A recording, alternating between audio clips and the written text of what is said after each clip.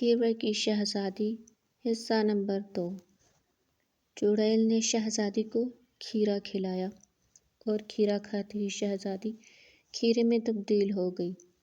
جادوگر نے اس پر بہت سارا جادو ڈالا اور اسے جنگل میں چھوڑ دیا۔ ادھر ایک غریب کسان تھا جس کے پاس کھانے کے لیے کچھ نہیں ہوتا تھا۔ وہ بہت غریب کسان تھا۔ ایک دن غریب کسان البریٹو جنگل میں گیا۔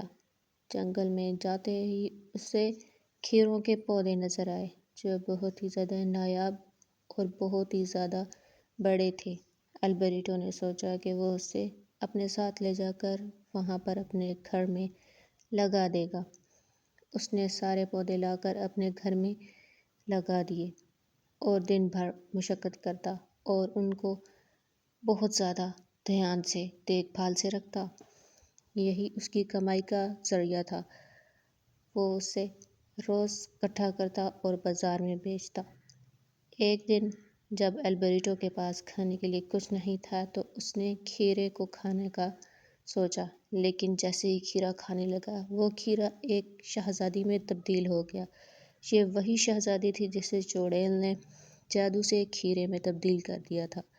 شہزادی نے اپنی کہانی بوڑھے البریٹو کو سنائی اور اس کے ساتھ رہنے لگی۔ شہزادی سارا دن بوڑھے البریٹو کے ساتھ رہتی اور اس کی کام میں مدد کرتی۔ وہ دن رات مل کر بہت ساری محنت کرتے اور شہزادی بوڑھے البریٹو کا خیال رکھتی۔ ایک دن البریٹو اور شہزادی بازار میں کھیرے بیچنے کے لیے گئے اور جیسے ہی وہ بازار میں پہنچے تو وہاں پر شہزادی کے والدین کھڑے ہوئے تھے، جنہوں نے شہزادی کو دیکھا اور بہت زیادہ خوش ہوئے۔ انہوں نے البریٹو کا شکریہ ادا کیا کہ انہیں ان کی شہزادی واپس مل گئی۔ شہزادی نے بوڑھے البریٹو کو اپنے ساتھ لیا اور اپنے محل میں واپس چلی گئی۔ محل میں واپس جاتے ہی بوڑھا البریٹو بہت زیادہ حیران ہوا۔ اس کی بہت زیادہ خدمت کی گئی اور لوگوں نے بھی بوڑھے البریٹو کو بہت پیار دیا۔ شہزادی کے والدین نے بھی بوڑھے البریٹو کا بہت خیال رکھا اور لذیذ پکوان دیے۔ شہزادی بوڑھے البریٹو کے ساتھ بہت خوش رہتی اور سارا دن اس کے ساتھ باتیں کرتی۔